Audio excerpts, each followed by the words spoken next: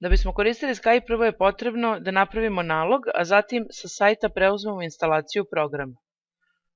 Otvorimo internet browser i u adres baru kucamo skype.com.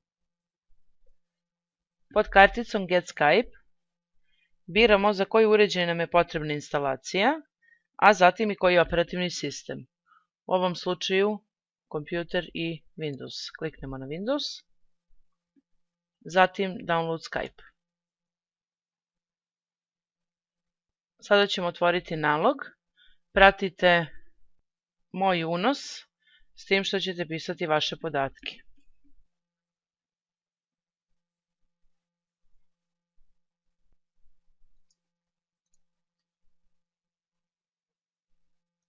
How do you intend to use Skype?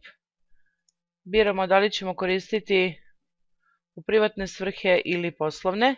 Unesemo nadimak koji bismo želeli da imamo na Skype-u. U polje password upisujemo password koji ćemo koristiti na Skype-u. Obratite pažnju da password mora da ima od 6 do 20 karaktera, latinična slova i barem jedan broj.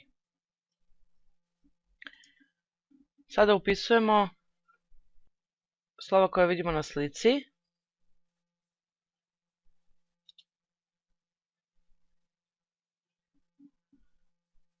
I kažemo I agree. Ukoliko vam se preuzimanje nije automatski pokrenulo, kliknite ovde, a zatim u prozoru odredite lokaciju ili idete samo na Save. Idemo na Run. Prozor dobrodošlice. Pod Options možemo izabrati lokaciju instalacije Skype-a, zatim da li želimo da napravimo ikonicu na desktopu i da li želimo da se Skype pokrene svaki put kada se uključi računar. U listi jezika još uvek nema srpskog, tako da ćemo ostaviti engleski. I idemo I agree.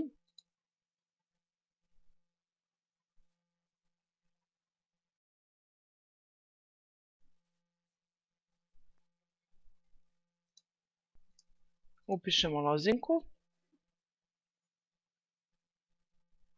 Ovde možemo takođe potvrditi da li želimo da se ulogujemo čim se Skype pokrene i takođe da se Skype pokrene kad uključimo računar. I idemo Sign me in. Instalacija je uspešno izvršena. Dobijamo prozor za postavljanje naše fotografije. Pod Choose File dođemo do lokacije smeštene slike, a zatim kliknemo Save.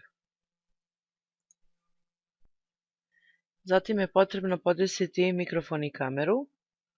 Idemo na Tools, Options. Pod karticom Audio Settings podešavamo mikrofon, a pod Video Settings podešavamo kameru. Ja je trenutno nemam, pa iz tog razloga nemam ponuđene opcije za konfiguraciju. Kada završimo, idemo na Save.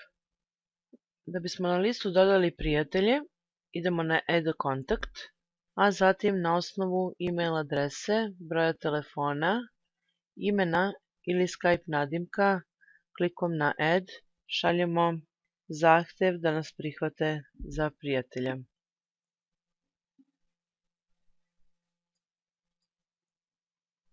Nadam se da je tutorial bio od pomoći. Za sva dodatna pitanja možete se obratiti putem kontakt formulara na sajtu.